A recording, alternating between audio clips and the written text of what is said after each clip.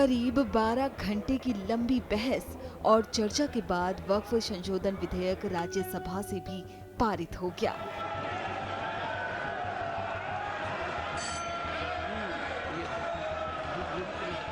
Bill पर सत्ता पक्ष और विपक्ष की चर्चा आधी रात के बाद तक चली।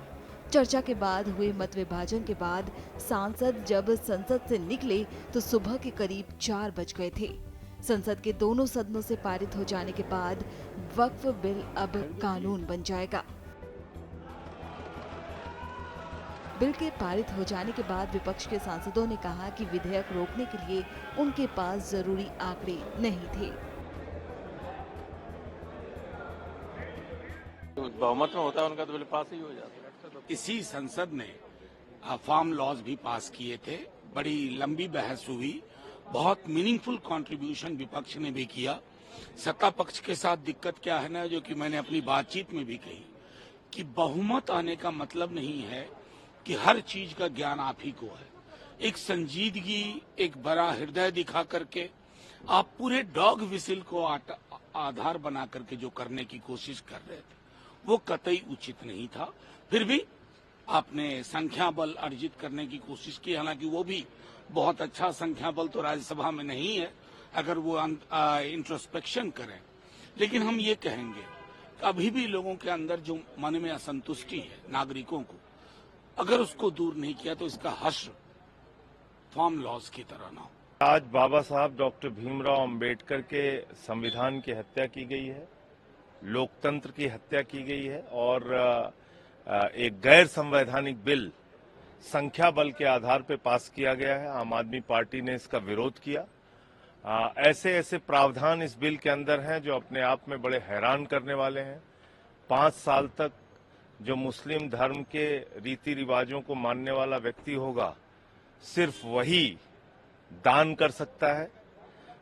इसमें इस बिल के अंदर ये कहा है कि आपको 6 महीने तक रिकॉर्ड देने पड़ेंगे अपने जमीनों के, जबकि आप खुद कह चुके हैं सुप्रीम कोर्ट में कि आप 99% जमीनों को डिजिटाइज कर चुके हैं, ऑनलाइन कर चुके हैं, बावजूद इसके आप ये प्रावधान लेके आते हैं। तो कुल मिलाकर ये एक बहुत ही गलत बिल पास हुआ है। संविधान में जो अधिकार धारा 25-26 में मिली है इस देश के लोगों को कि अपनी धार्मिक मान्यताओं के हिसाब से वो अपने धार्मिक संपत्तियों का प्रबंधन कर सकते हैं, उसके खिलाफ है। सर, क्या विपक्ष इस ऑप्शन पर भी विचार कर रहा है कि सुप्रीम कोर्ट में इसको चैलेंज किया जाए?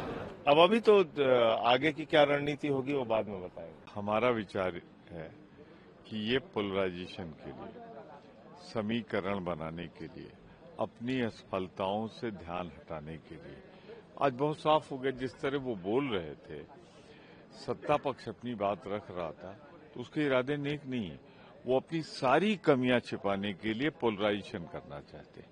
तो ठीक बात है, हम इसे जनता की अदालत में ले जाएंगे, हम अदालत में ले जाएंगे और अगर सत्ता में आए तो इसे बदल देंगे। इसमें कोई गलत बात तो है नहीं, क्योंकि ये हम गलत मानते हैं, इसलिए हम इसे चाहेंगे कि बदल जाए। संख्या बल निश्चित रूप से जो है सत्तारूढ़ दल के साथ था तो बिल पारित हो गया, लेकिन अपोजिशन ने अपनी बात रखी। पूरा दिन 12 घंटे से ऊपर बहस चली, सबने पूरी अपनी बात रखी और डिवीजन मांगा। उस आधार पर जो है वोटिंग करा के और तब बिल पारित हुआ। तो ठीक है, विपक्ष ने अपना दायित्व पूरा किया।